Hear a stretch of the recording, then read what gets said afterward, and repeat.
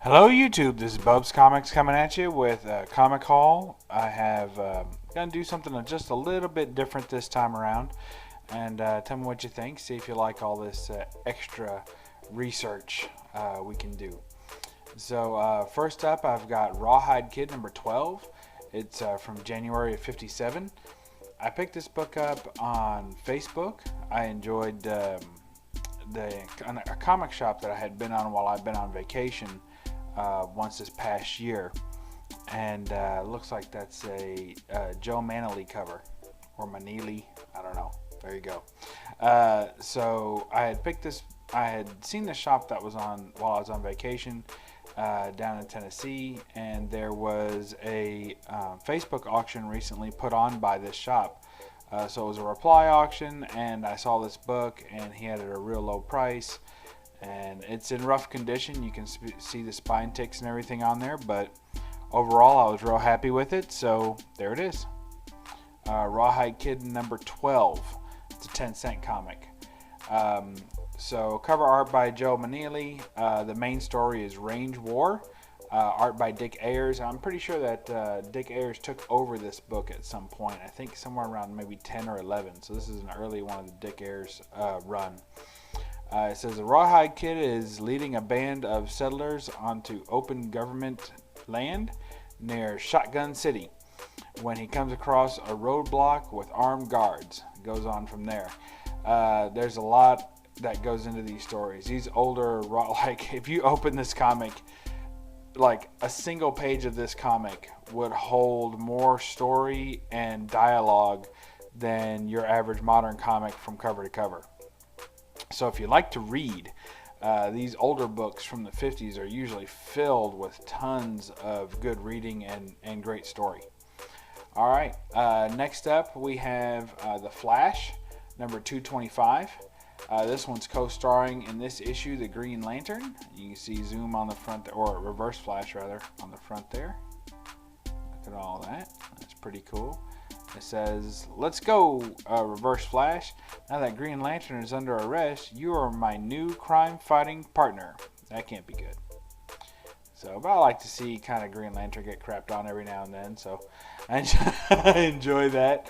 Probably not a good thing. But anyway, that's from 1974, from February 74, and it's a cover by Nick Cardy.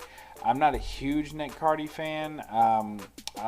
Some of his Bronze Horror stuff, it's just not really my favorite. I think of all the artists of that time that was so prolific as he was, he drew a lot of stuff. He's one of my less favorite ones.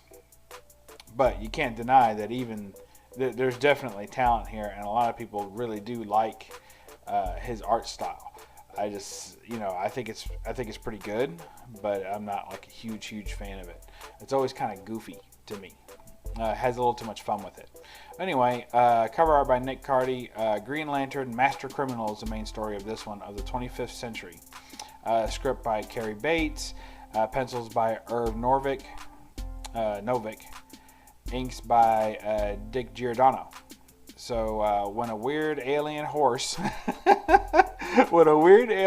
from the future starts to destroy the Earth in the present, Flash and Green Lantern travel to the future to team up with Professor Zoom to try to stop it.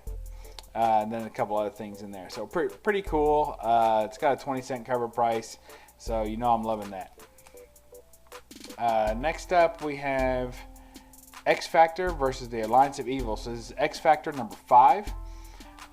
This book is I'll tell you in a second, but it's from June of '86. And the main story is Tapped Out, part 1 of 2, and it's first appearance of Apocalypse, and he's in a shadowed cameo. So it's not a full appearance of Apocalypse, but it's the first kind of cameo appearance of Apocalypse. And if you see there, it's signed by Ron Frenz, who worked on the cover. So it looks pretty cool. So this is a story by Bob Layton. Art by Jackson Geiss and Joe Rubinstein, or Rubinstein, you tell me. It's covered by Ron Frenz and Joe Rubinstein. It's a classic superhero slash supervillain throwdown when X Factor must battle the Alliance of Evil, Frenzy, Tower, Stinger, and Time Shadow for the life of a mutant. And then it says featuring a new menace by the name of Apocalypse, an evil mutant who will become a major thorn in the sides of the X-Men and the X Factor. So there you have it. So I don't go crazy over signed books, but when I can get a book that's already signed, then I don't mind to do that if it's close or even better than the price of one that's not signed. And in this case, I really like that he did not interrupt his own art. You know, in a lot of books, there's room all over the book to sign it if you're going to sign on the cover. I tend to like cover artists to sign covers, interior artists or writers to sign the interior of a book. So in this case, you know, he's a cover artist. He signed the cover. Works for me, and he didn't interrupt any of that great art, that great battle art. So that's probably going to go on an Instagram throwdown Thursday. So if I get a tag next week, that's where it's going. Next we have this book I was real excited about, The Rawhide Kid. So pretty cool there. Not much to say about this one. It's from September of 85. The main story is The Not So Wild West, script by Bill Mantlo. Pencils by Herb Trimpe. That's why I say it. And inks by Jerry Talayoke. And it's got a Keith Pollard cover, and you can see the Pollard written over that little box there. It says Pollard.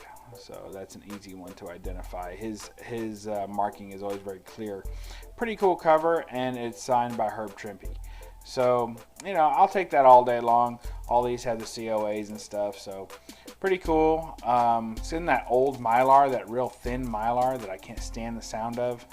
Even the newer Mylar I can barely stand the sound of.